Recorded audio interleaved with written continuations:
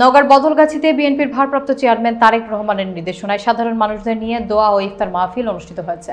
এ উপলক্ষে রবিবার উপজেলার বদলগাছী সরকারি পাইলট উচ্চ বিদ্যালয় মাঠে জিয়া সাইবার ফোর্স বদলগাছী উপজেলা শাখার আয়োজনে দোয়া এবং ইফতার মাহফিল অনুষ্ঠিত হয়। এ সময় দোয়া ও ইফতার মাহফিল অনুষ্ঠানে বিএনপির প্রবীণ রাজনৈতিক ব্যক্তিত্ব সমাজসেবক জাহাঙ্গীর আলম চৌধুরী বুলুর সভাপতিত্বে এতে প্রধান অতিথি হিসেবে বক্তব্য রাখেন একাদশ জাতীয় সংসদ নির্বাচনে নওগাঁ ৩ বদলগাছী মহাদেবপুর আসনের বিএনপির মনোনয়ন প্রার্থী এবং বিএনপির তরুণ নেতা পারভেজ আরেফিন সিদ্দিকী জনি।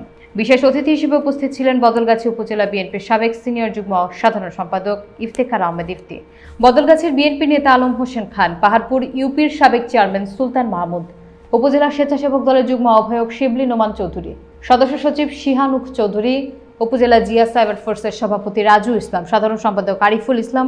এ সময় অন্যান্যদের মধ্যে উপস্থিত ছিলেন উপজেলা যুব দলের যুগ্ম আহ্বায়ক আওরঙ্গজেব সর্দার, আবদুল্লাহ ইবনে মারজান, ছাত্রদল নেতা শিশির আহমেদ সহ বিএনপির সকল অঙ্গ এবং সহযোগী সংগঠন নেতাকর্মীবৃন্দ উপস্থিত ছিলেন।